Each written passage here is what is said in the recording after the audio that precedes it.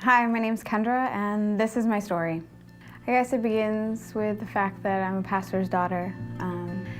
I guess she sort of felt an obligation to be perfect and to be like that model Christian and make sure that you didn't do anything wrong or anything. And I didn't really feel that pressure from my parents ever. They were amazing.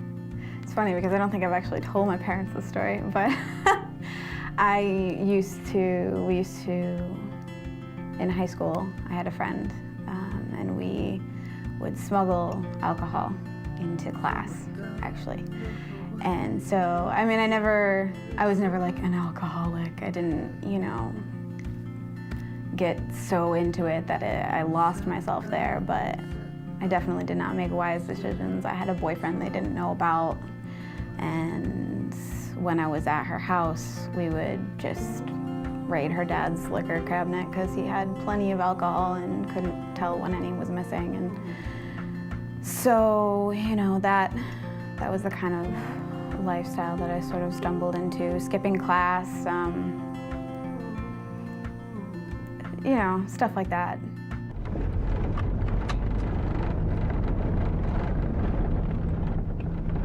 Everything that I knew was gone, and we were moving halfway across the country, just the 5 of us in a van with all of our stuff in a moving truck behind us.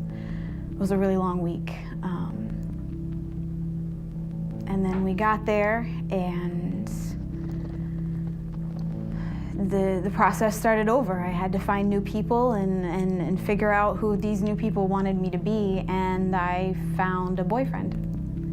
And I was dating someone within a week. That's a very bad idea, just by the way.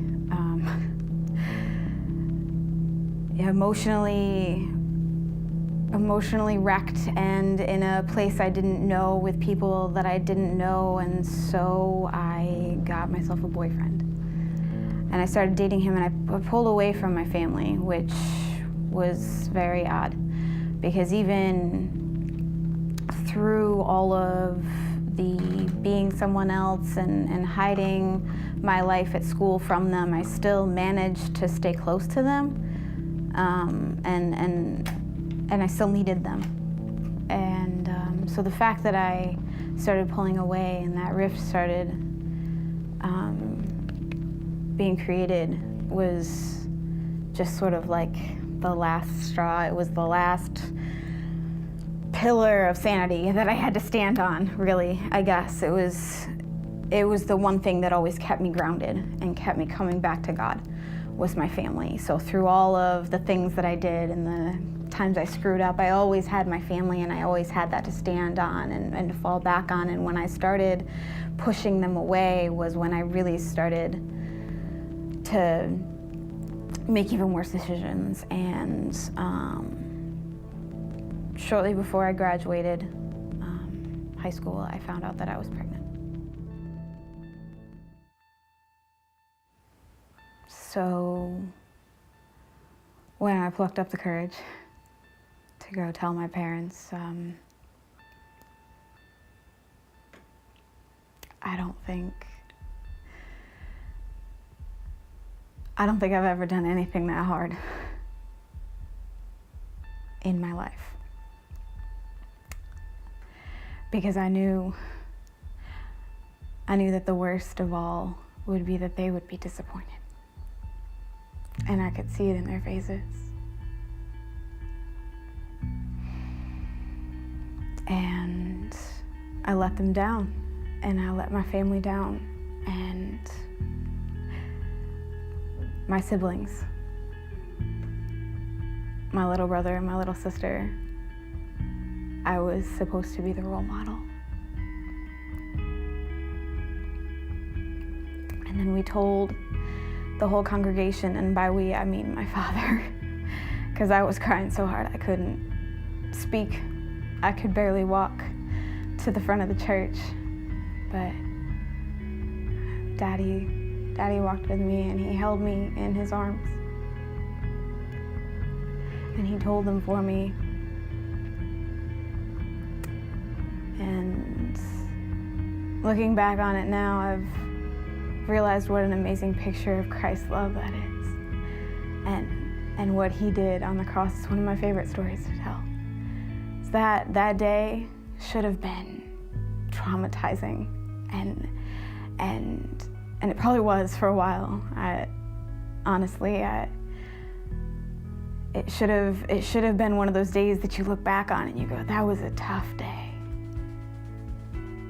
But now I look back on it and go, that was a beautiful day. That was the day my daddy stood in the gap for me and faced my accusers for me, the people that could potentially fire him from his job, just like Christ did on the cross for us. And he stood in that gap, and it was profound and amazing and beautiful, and I thank God every day for that. And I wouldn't be where I am today. A graduate of college, and part of an amazing church family, and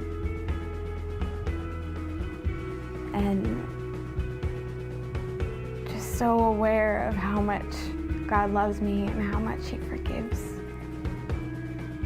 I wouldn't know that without my family.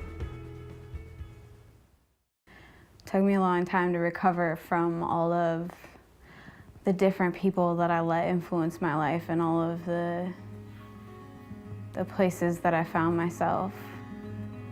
But in the end, I just had to figure out what God wanted for my life and let him lead and let him shape, because in the end, he made me, right?